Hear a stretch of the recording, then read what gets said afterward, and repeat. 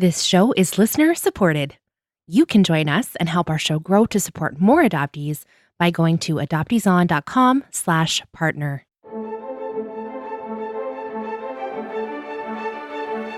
You are listening to Adoptees On, the podcast where adoptees discuss the adoption experience. This is episode 127, Lilly. I'm your host, Haley Radke. Lilly Schmaltz is with us today. You probably know her as Adoptee Lilly. She shares her story of what pulled her into adoptee advocacy and why she's so adamant about pushing back against the saviour narrative. We also get into some deeply personal topics, including how her broken engagement brought up her abandonment all over again and what she is doing to pursue healing.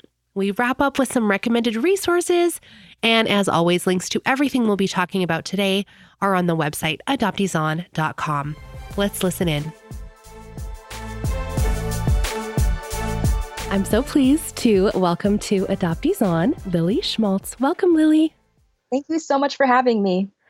Oh my gosh, I'm so excited. I feel like it's one of the fangirl moments, right? I'm like, oh, I see your face. No one else can. Sorry, audio. But it's like, it's you from YouTube. Yeah. You're here. Oh, it's so exciting. Okay, please start the way everyone does. And would you share your story with us? Sure. So I was born in Nanning, Guangxi, China in October of 1994. And then according to my paperwork, which could be false, but, I was relinquished or abandoned when I was about 3 days old to a police station. And then from there, I went to a government orphanage. And then I went to a private orphanage and then to a foster family and then adopted all by the time I was 6 months old. So lots of locations, very quick. And yeah, I was able to find and reconnect with some of the people who I was with in China. So they were able to validate certain points of my story. But yeah, it's definitely kind of mind-boggling to think about how many places I was in and how many people I was with all before I was adopted. And I was adopted at a very young age. So yeah, a little crazy. Go back to the police station because you said abandoned or relinquished at a police station. What do you know about that?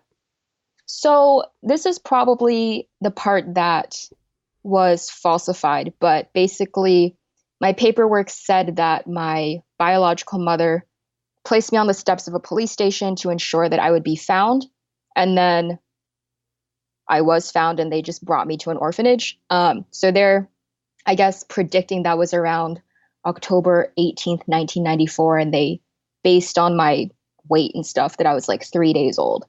So yeah, sometimes I switch back and forth between relinquished and abandoned, but to me, it feels more like abandoned because I wasn't really handed to anybody. There wasn't, I was just left.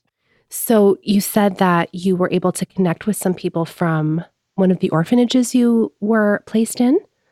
Yes. So I connected with Mother's Love, which no longer exists, but I was able to find the employees and workers there. And then I was also reconnected with my foster family. So that was just a really amazing experience because I connected with them when I was, I think, 23 years old, and they still had like laminated pictures of me. And they're like, we still think about you. And so they sent me pictures of the pictures of me, and now they have a granddaughter. And it was just like a really nice moment because I was their first foster child. So getting to find them again and say, hey, this is where I'm at. Like, I'm doing okay. And I'm thankful that you took care of me and made sure I was healthy. And it was just a really nice experience and probably, I don't know, the closest thing to a reunion I could have without knowing a biological family. And it's so nice to have that, like, we are trying to actively remember you. Like, that must feel kind of like a special thing. Wow. Yeah, it was. I started crying when they said, we still have pictures of you, and they sent me the pictures. And I was like, oh my gosh, like you tracked me. My parents, I guess, sent them updates like, oh, here she is at 5 years old, 6 years old, 7 years old. And then we slowly lost contact. But being able to find them after all this time, they were still in the same house. It was pretty amazing. So you were adopted to the US, and Yes. did you grow up with siblings? What was your family like? Yes. So I was adopted into a white family. And then when I was 2 years old, we went back to China to adopt my now adoptive sister. So that I think really helped because even now we're both in our mid 20s and we have like these inside jokes and laugh about how strangers think of our families. Like they don't know what to think because they see like two grown Asian women with white parents and they're like, who are these people? Why are they all together? And so in the beginning, especially when we were young and getting stared at and stuff, it was annoying. But now we're at a point where we can just embrace who we are and realize that people are ignorant and you can't always do anything about it. But, you know, we are who we are and we got to be confident in that. So did you and your sister ever talk about what it was like to be adopted? We sometimes talked about it. I know that I'm the advocate of the family, but I think she has always been way more open with the adoption talk in the family than I have. And she's been more open talking about the complexities. And so growing up, I would see her talk about that. And I was like, well, it's my job to talk about the positives and, you know, kind of remind our family that we all love each other and, you know, we miss our biological families, but mom and dad, you're awesome too. And you give us so much. And so I think from my parents' perspective, they always saw me as in the fog and her as out of the fog. But I think really we've both been out of the fog. We just take different approaches to communicating with our parents. So yeah, we're very different. But my parents got both perspectives just from different kids.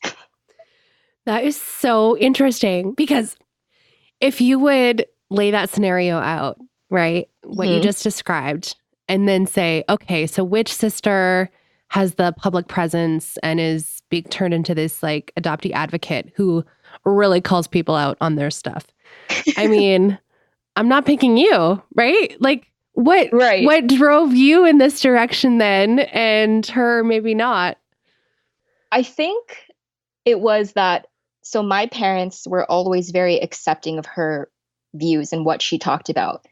And so when I got to the age of 23, I wanted to find the Chinese adoption community in Austin because I had just moved here. I didn't know anybody. I thought that was a great place to start. And so I started sharing the complexities outside and I realized that there was a lot of pushback. So I said, all right, I guess I'm just going to keep talking because somebody has to do it. And she's getting more okay with talking about it publicly. But I don't know, I'm the type that's just like, go big or go home. So, you know, once I started. But do you think she gave you some of the language and like, you know, some of the, I don't want to say, all that's coming to my head is like the talking points. And, you know, like, do you think having some of those discussions with her kind of helped you to express yourself a little more? Oh, definitely. She definitely helped me with the adoption talk. And I've been helping her with the race talk. Oh. So, yeah. Okay. So we're both teaching each other different things. And I think a lot of people see me as the older sister and the advocate, and I'm the one always teaching her. But she's taught me a lot of stuff. And like she helped me process my grief for my biological family. And it's okay to miss them. And she's the artist of the family. So like that's how she expresses herself. And I remember one time I went to art camp and they made us paint like our biggest dream or whatever. And so I was like, okay, I'll paint meeting my biological mom. And the camp counselors were like, what the heck is this? Like, I don't know. But my sister Leah, I think, taught me how to express that first in art. And then eventually I was able to vocalize it in videos and blog posts and everything else. I love that you had each other. That's really special. Tell me, have you guys ever done DNA testing? Like, I'm assuming you're not like biologically related, like siblings, like Right. they picked you. Mhm. That's not really how that works. Yeah. We both did it, and then our adoptive mom did it. And I was actually curious. I was like, oh, what if Leah and I are like fourth or fifth cousins? We're not. Okay. China's a big country. Yeah, it was a Okay. little disappointing, but I also kind of expected it. But Were you adopted from the same province? no. Okay. So she was, yeah, more central China, and I was closer to Vietnam. And yeah, we look nothing alike. It was a far off dream, but I was like, that'd be super cool if we were somehow related, but it's okay. Okay. That is so, oh man. I don't know. I mean, that's just, I've been to China. Like, I know how big of a country it is. But when it's those dumb reunion shows like on the Today Show where they're like, it's twins separated and now we're reuniting them here. Right. Yeah, no, it's whatever. We all fall for it. Okay. Now I'm really showing my ignorance. Can you talk a little bit more about what you mean that, people might have thought you were in the fog, but you were out of the fog. You just were maybe not talking about it as much. Yeah, I mean, I guess this whole thing kind of confuses me because I think a lot more people are out of the fog than they, I don't know, let on. And so How do you define out of the fog?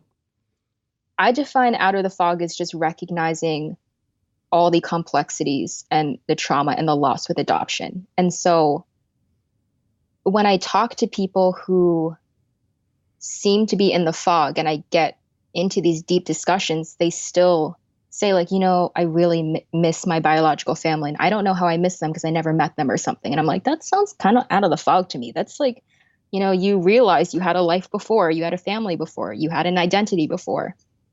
And I don't ever remember a time where I didn't have those feelings, but I didn't talk about it because I thought that it would make people mad or sad. And I mean, that sucks being a little kid and you're like, I don't want to talk about it because it's going to make my friends sad or they're going to ask questions and I don't want to answer those questions. So I went around like, oh, life is great. I'm totally happy. Nothing's wrong. And I stayed that way for as long as I could because I was so afraid that me speaking out would ruin relationships. And now you have any of those fears come to pass? I wouldn't say that anybody's really like cut me off, but they've definitely tried to remind me of the good things in life. And you're doing finger quotes for everybody who can't see them. So people from, acquaintances from high school and stuff that I never really talked to, some of them are great. And they're like, Lilly, I'm so appreciative that you're opening my eyes to this. I wish you had talked about it before. And then others are like, I don't know. Well, remember, you have a great life now. Your adoptive family's great. And I'm like, I know. That's not what I'm saying. Like, it's just more complex than that. And if you spend a little more time reading what I'm actually saying and scrolling around a bit, then you would see that I love my adoptive family, but I also love my biological family. Like, I can't just pick one. Where do you think that comes from? Like that, like fear in them that you're saying something that's out of their comfort zone. Do you think they're like trying to protect your adoptive parents from getting their feelings hurt in some way? Or are they trying to protect their sort of perfect view of adoption? Probably both. I think people see how strong of a relationship I have with my adoptive parents. And suddenly I'm saying all these new things. And I think seeing that transition is hard. Like, oh my gosh, was she lying for her entire life and really she hates everybody? But then I think it's also, their own savior complex. Like, well, you're this woman of color and you were an orphan and look at what your parents did for you. This is great. This is God's plan, whatever. And then, having that challenged, having their own their own perspectives challenged. It's like, well, maybe I haven't been doing the right thing my entire life. I haven't been promoting what's best for humans this entire time. I don't know. So you were saying that you were looking for adoptees to connect with in your new city, and you posted this thing. Is it about the one child policy? Yes. Okay. And you were getting some pushback. And so you kind of started into this advocacy space. Mm-hmm. You title your YouTube channel Adoptee Lilly. Did you do that right at the beginning? Yeah, I think so, actually. Okay. There was not much thought. Okay. See, that's what I was going to ask you. That's even the first thing. Adoptee, like it's very much taking on like your identity as adoptee.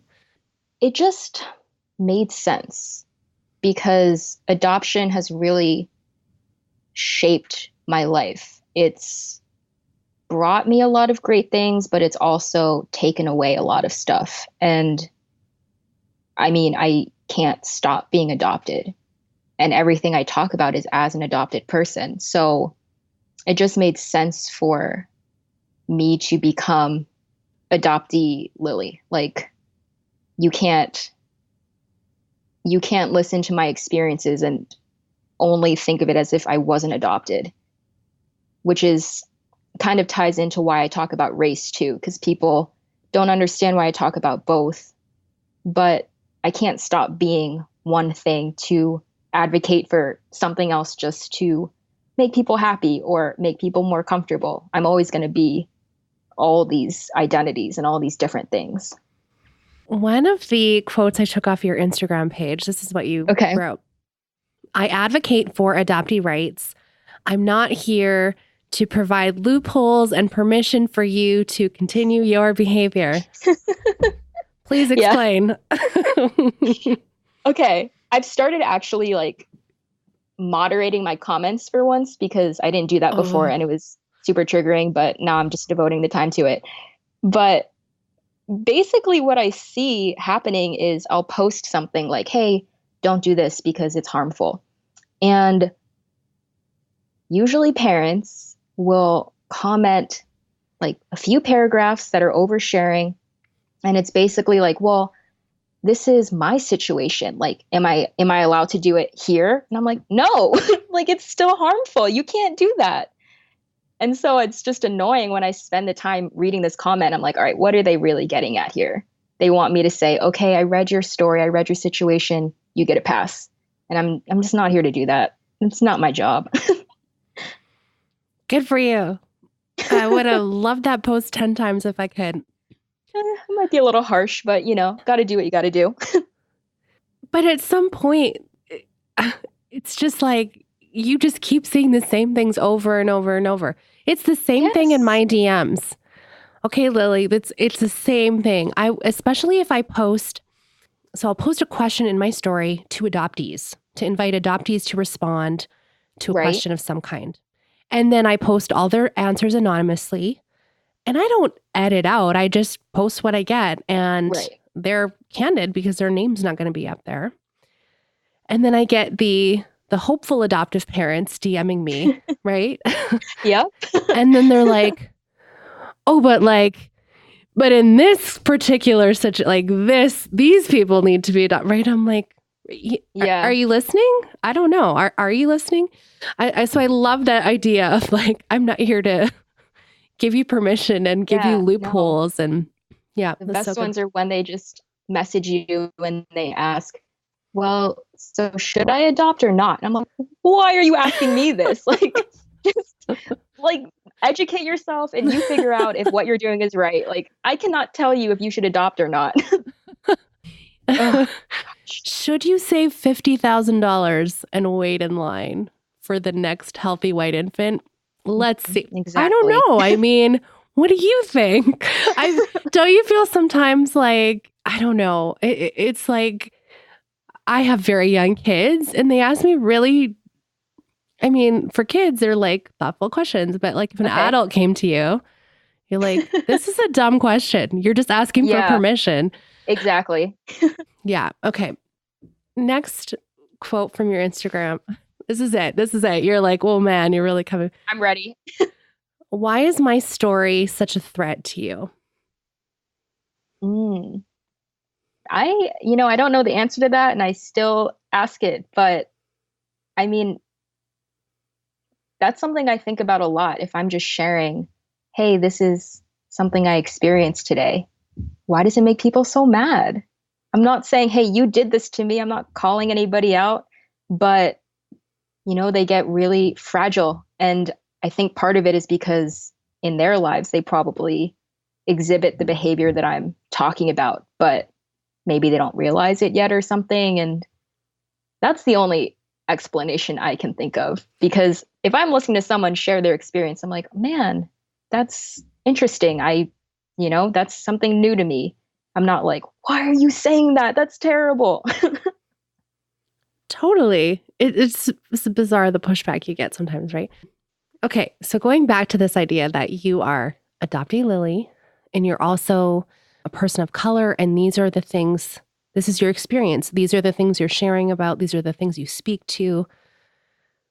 What are some things that you just want to just like scream? Like people ask you over and over, or they challenge you over and over again.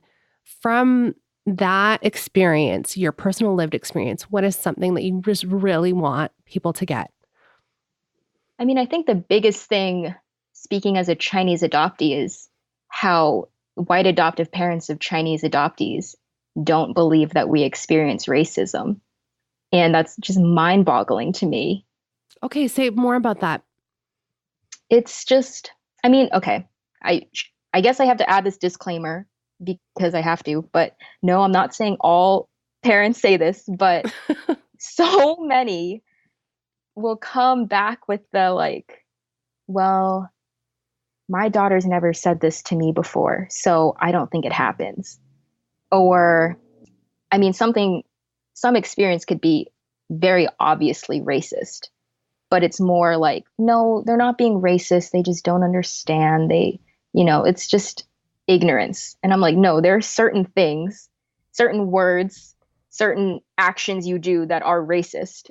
And I recognize that white adoptive parents are not going to have the experience of racism as an Asian person, but I would hope that they had educated themselves enough to know that this happens and to know about the stereotypes. And I guess when adult adoptees speak up, just believe us.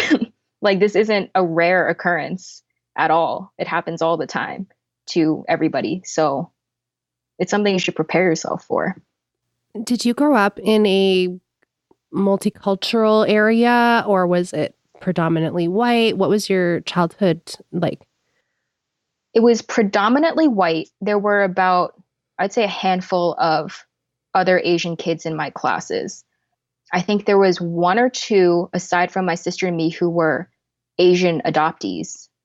But I didn't really want to be friends with them because it felt like our parents were forcing friendships. And whenever my parents try to make me to do something, I don't want to do it. So I'm like, okay, I'm not going to be friends with them. I'll be friends with these other people. But then the Asian kids in my class who were not adopted would always tell me that I wasn't really Asian or wasn't really Chinese because, I don't go home and I don't eat the same foods as them. I don't speak the language. I'm not like them at all. So it was definitely hard to get in, but all the Asian kids, whether we were adopted or not, were experiencing the same racism too. So we had that shared experience, but we never really talked about it. And it was just kind of like, keep your head down and do what you have to do to get through the school day and then move on. So you experienced that in childhood and of course in adulthood. Mm-hmm. And just going back to that, it's like you're talking about it, but people don't believe you. Like white adoptive parents don't believe you. Yep. Yeah, that would be frustrating. Okay. So let's go back to talk about your advocacy and starting your YouTube channel. And can you tell us about your first video, which you recently took down? Yes. So the very first video I posted was a bit impulsive, and it showed me in a super, super triggered state. And basically what happened was it was the second anniversary of when the one-child policy ended. And it was also the week of my 23rd birthday. And also, according to my files, the 23rd anniversary of when I was abandoned. And so I was just super sensitive. And it was also when I was trying to connect with the adoption communities. So I had written an essay about the one-child policy ending and how I was really confused about how I felt dealing with that. And I thought that it would be a good way to connect to other adoptees because we were all, products of this policy. So I had joined a Chinese adoption group on Facebook, thinking that it was mostly adoptees. I was super wrong. It was like 6,000 parents instead. And yeah, for the most part, it was well received. But I think in the first paragraph, I gave a little background of what my story was. And I said, this is when I was found. This is where I was found. This is where I went afterwards. And some select parents decided that would be a good time to ask how I knew that my story was true. And then they proceeded to, I call it AP-splaining, but AP-splained to me about how, papers are falsified and children are kidnapped and trafficked. And I knew all of that before, but it was super triggering for someone to call me out like that in a giant group and also during that week. And so I got really emotional. And then after that, one of the people who took care of me in China found my essay and connected with me. And so that kind of made everything better. And so I decided to post a video like, this is this bad experience that happened, but this also connected me with really important people in my life. But since then, it's been watched so many times, and I just feel super uncomfortable and unsafe having that up there because I was so vulnerable. And how many times has it been watched? Over 100,000, which is so scary to me. And there's so many trolls that want to post really mean stuff. And I know they're just internet trolls, but it gets to you. And so I was like, all right, you know what? Let's just take it down. People don't need to see this anymore. I can advocate and talk about it, but they don't need to see me triggered, literally. But when you first posted it and you shared this, really intimate piece of your story and what you were going through in a very vulnerable state, and what were the reactions that you were kind of getting, speaking out and this is just the start of your public facing, advocacy? I think people were really surprised, at least the people that are actually in my life, because this might be a surprise, but I'm very introverted and I don't actually talk a lot. And Same. Can I just say that? It's just introverts unite. And I don't know, I guess I let out my energy and feelings with advocacy, but then once it's out there, I'm like, all right, I'm going to, go back to my shell. But yeah, I think the people in my life were really surprised because I do not cry in public. I don't hug people. I'm just not the touchy-feely friend. And I was always removed. And then they saw that video and it was so eye-opening, not only because they realized my story was more complex, but that I had all of these feelings inside of me that I just never showed to anybody before. And then the general public and random people, I think for the most part, were okay with it.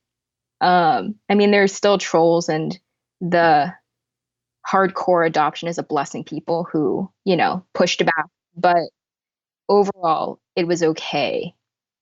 But I don't know. I've watched that video since, and it's like, yeah, I can't have this up, and I can't have future employers watching this. And it just like stressed me out having it up. So Fair enough. I could see that. You're like applying for a job and like this is the first impression.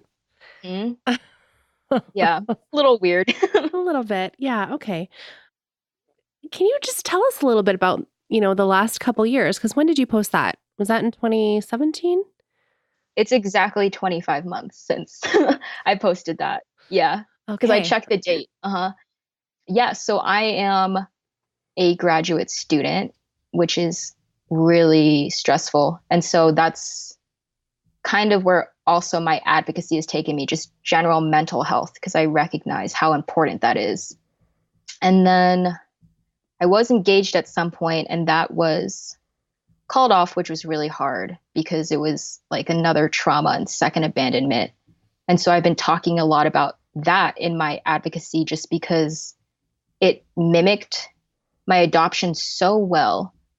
And I actually remember this one. So all those feelings that are coming up with relationships and then adoption, I'm able to process as an adult, and I can talk about that like as who I am now and kind of process the feelings I probably had when I was a baby. But now I have another event that happened where I can apply those emotions. So Adam was in some of your videos online as well.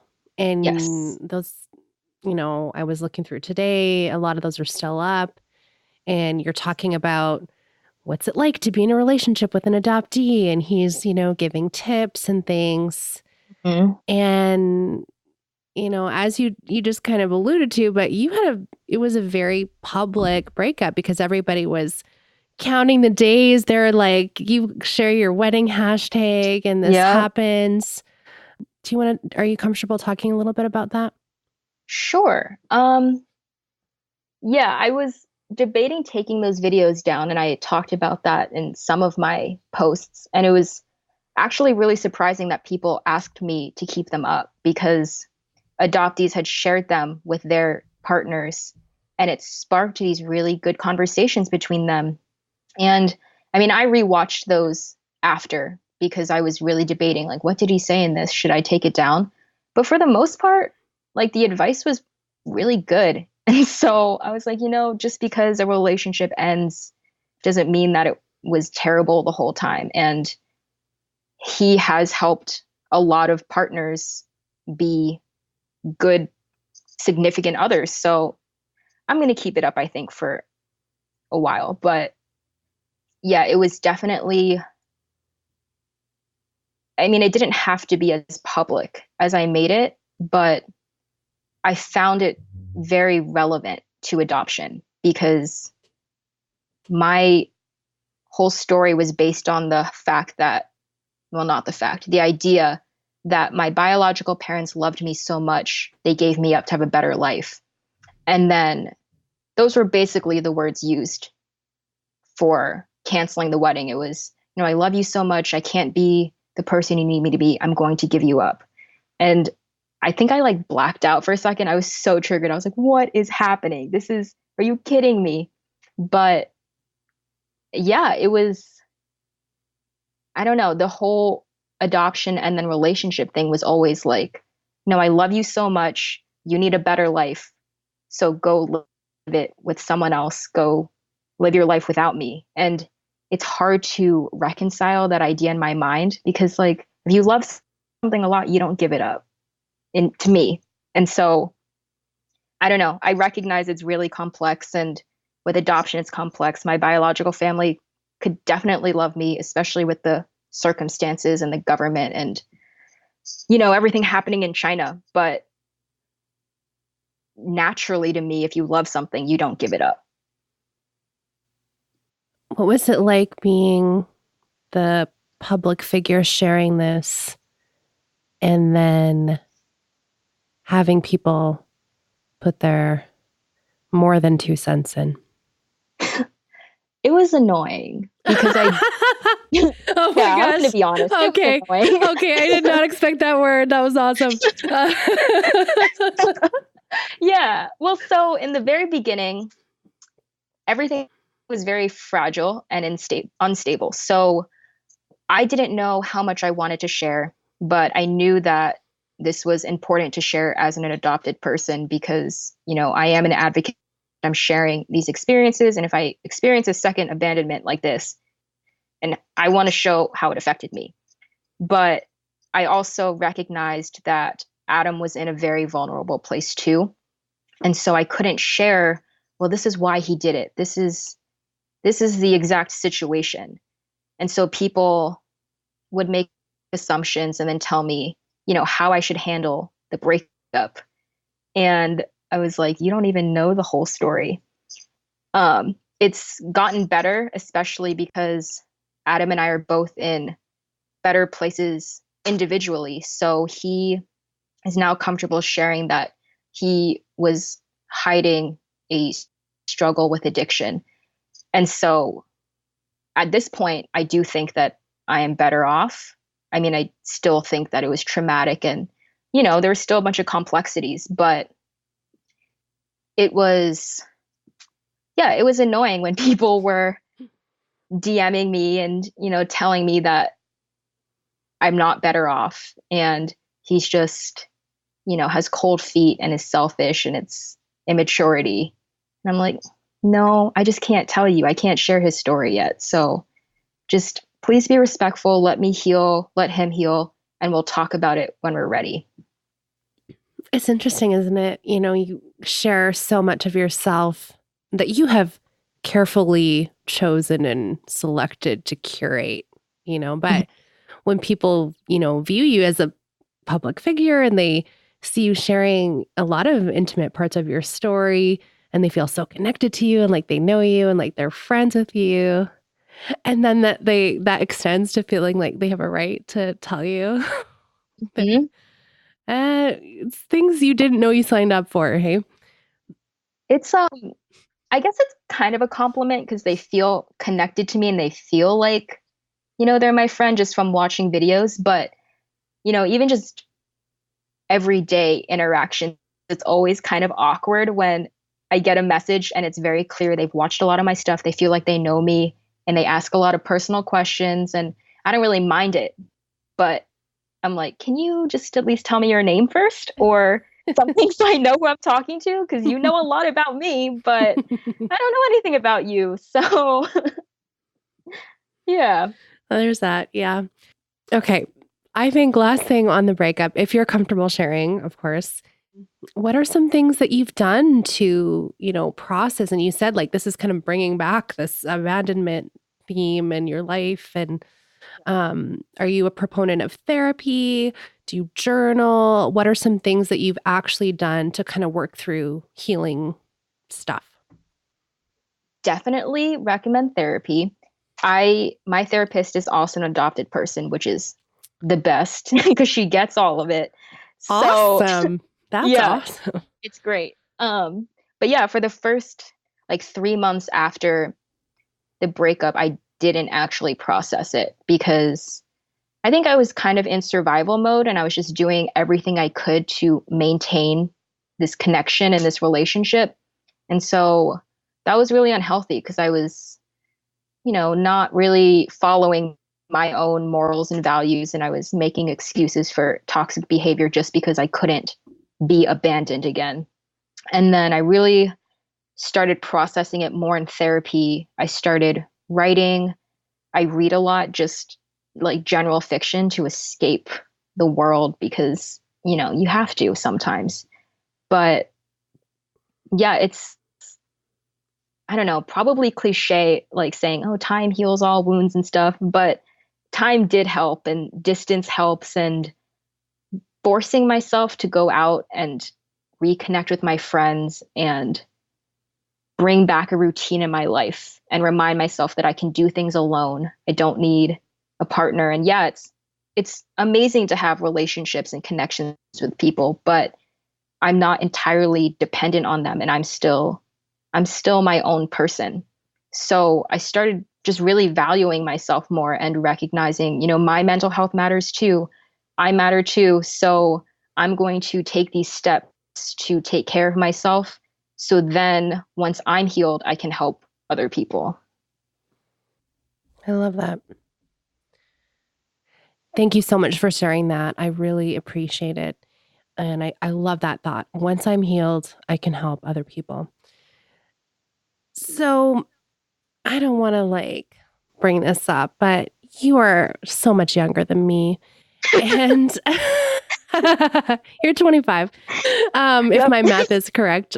And you're on YouTube, which I feel like is often a younger platform, except this is so embarrassing. Maybe we'll talk after, but I'm just got super into YouTube, but for different reasons. I watch the makeup stuff. Oh my gosh. Oh, same. Okay. That's a too big a rabbit hole to go through. We'll see if this makes the cut or not. But what I'm curious about, and bringing up your age, do you have a lot of younger adopted people following you? I don't think I have that many. Okay. I think it's mostly adoptive parents. I have had some interactions with younger adoptees, and it's always been really stressful for me because I think that I'm basically pulling them out of the fog before they're ready. And yeah, it really freaks me out because I don't want to do that to anybody. Like, I really believe in coming out of the fog when you're ready and sharing your story when you're ready. Like, don't get forced out. So, I mean, maybe they're following me and just not interacting with me, but the people who ask questions and comment the most are definitely adoptive parents. Okay. Well, I'm so glad you said that, because I was kind of curious if you felt some responsibility for, maybe teens sort of seeing your videos and thinking, oh, I have something else to think about now. But truthfully, we're all thinking that stuff. We don't all verbalize it, I think. Right. Yeah, I agree. Or wait, not all, most. What's the caveat? I need to go there. Okay. That's so interesting. Why do you think so many adoptive parents follow you when you call them out on their stuff? I have had really good interactions with adoptive parents, which was very surprising to me, but many actually listen and they ponder what I'm saying and they'll ask follow-up questions.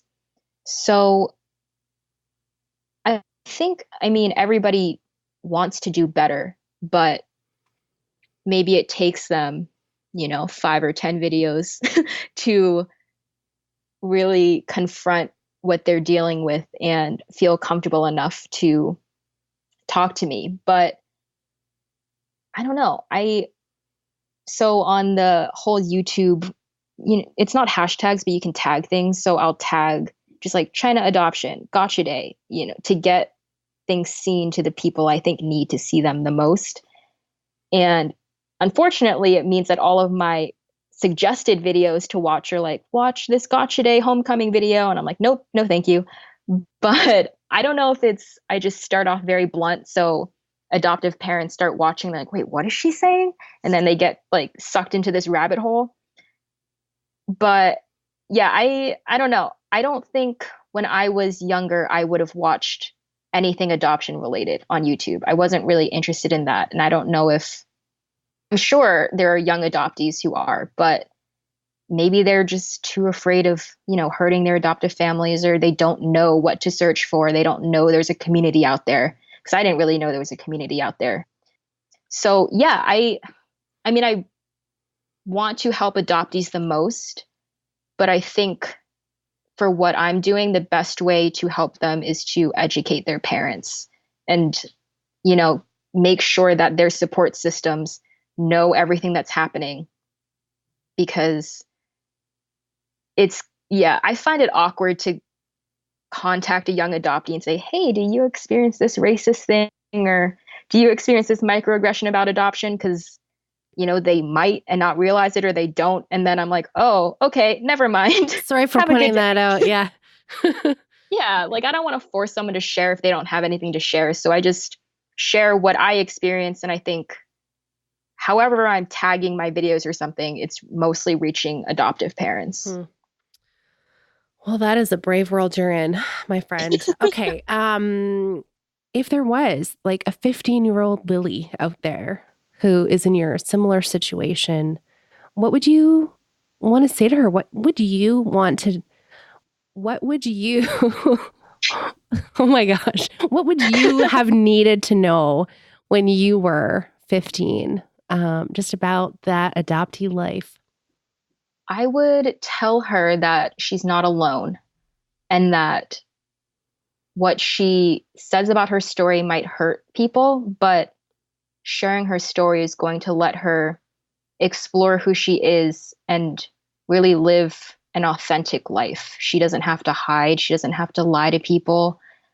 And this is also cliche, but if the people she's telling her truth to don't want to hear it, then maybe they're not as genuine of a connection or a friendship or relationship that she thought it was. And I know that's hardest when you're sharing with your adoptive parents, but I really do hope that parents want to support their kids enough that they're willing to listen to this hard stuff and willing to do better because they're parents, you know, that's their job to love and support. So, yeah, I would tell her it's scary, like it's fine to be afraid, but you need to find the strength in you to open up. And you're going to find a huge community of adoptees supporting you and that loves you. Thank you so much. Those are such wise words. I'm tearing up a little bit. Let's go ahead and do our recommended resources. And I sort of feel like I'm cheating, but I'm so not. I'm going to recommend that everyone goes and follows your YouTube channel, Adoptee Lilly. Oh my word, you guys, there is so much good stuff on Lily's channel. So as we mentioned, there are some videos with Adam and talking about being in a relationship with an adoptee, but so much more than that. Lilly, pours out parts of her story. She gives advice about certain things. There are just so many thoughtfully laid out videos. Everything is so well labeled, so you know like what you're going to talk about and this or that. It's just like it's so good. It's such a great resource. And so if you want to sit and binge Lilly, it's like you can just like watch her videos for lots of hours. And the other thing, I don't know how many people know that you have a blog, and I've been spending quite a bit of time reading it. And especially in these last few weeks, you've got a lot of new posts up, and I would recommend people go and check that out. You have some very, very well-written pieces that I think, as you even said, like can challenge adoptive parents, but also really speak to adoptees. So we know we're not alone. We, can enter your world a bit and, understand sort of some of the things that you're going through. And I just think that is just so, so powerful. So on YouTube, you can search Adoptee Lilly, and we'll link to that in the show notes. And then your blog website is lfsmusings.com. Again, I will link to that. And I'm also just going to talk quick about your Instagram. I read a couple of quotes that Lilly has shared on Instagram, and you heard them. They're, challenging, thought-provoking. And I think, if you're not in advocacy, but you're kind of like, maybe should I talk about this a little bit more? Those are kind of some interesting things that you could share on your social media to like start a conversation. It's safe because someone else is saying it. So you can sort of, I don't know, I think, dip your toe in. Yes. So make sure you go and give Lilly a follow there as well. And Instagram is at Adoptee Lilly. Okay. Is there anything you want to tell us about your channel or your Instagram or your blog before you give us your resource? Just be prepared to be uncomfortable. That's about it. Like, I'm very straightforward. So yeah, just you're going to feel defensive, but stick around and it'll be okay. And, and truthfully, even as an adoptee, like I'm white. I learn a lot from transracial adoptees, from people of color, about my own privilege. And I appreciate being challenged in those areas because I'm still learning. I'm open, I'm learning, I'm trying to listen, and I want to grow in those areas. So thank you for challenging us. Okay, what do you want to recommend to us?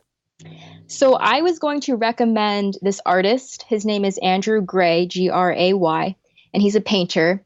He's a Black domestic adoptee, same race, but almost all of his art forces you to think about where you came from, who you are, and what you're contributing to society.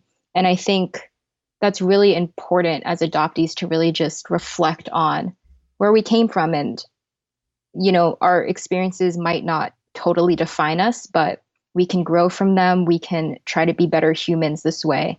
And so, yeah, his posts and his paintings are so thought-provoking, and a lot of them relate directly to the Black male experience in America, and then more specifically, the Black male adoptee experience, which I think is great, forcing yourself to consider that identity and the role models that Black males have in America, because I don't really see that many resources for Black male adoptees, honestly. So I think he's definitely someone to check out, look at his paintings, and just, reflect on your life and what you hope to contribute. I love this resource. I've been, looking through his website, and one of the paintings that really grabbed my attention is called Kids Turned Out Fine. And it's this very stark image of a man, and there's white behind him, and it's very interesting. It's so hard to describe. You got to go check it out. I'll link to it in the show notes. Thank you for bringing this because it's really powerful. I agree. People have to go and check that out. Okay. Lilly, where can we connect with you online? So Instagram and YouTube would be the best place. And again, both of those are at Adoptee Lilly. My DMs are open, and I know that might be a brave thing to say. She's on my face. I love y'all that send me DMs. I just can't do it. I can't do them all. So yeah. Well, I always preface with, you can ask me anything, but I might not answer it. So I will straight up say if it's too personal or just, not cool to ask. But I try to at least be open to the question. So if I'm in the right space and I have the energy to do it, I can try to help where I can. But yeah. I know you're looking at my face. You know what? I am so thankful that you are doing that for our community and for people that really need to hear from you and listen to your wisdom and your advice and expertise in this area. And I appreciate it because I know that comes at a cost to you. So thank you. Yeah, thank you for saying that, because it's definitely emotionally draining. And I don't think a lot of people realize that. For free. Listen, YouTube is not paying big bucks, just so y'all know. I don't get paid anything. That's right. Okay. Thank you so much for sharing with us. I so appreciated it. What a fun conversation. Thank you, Lilly. Thank you so much.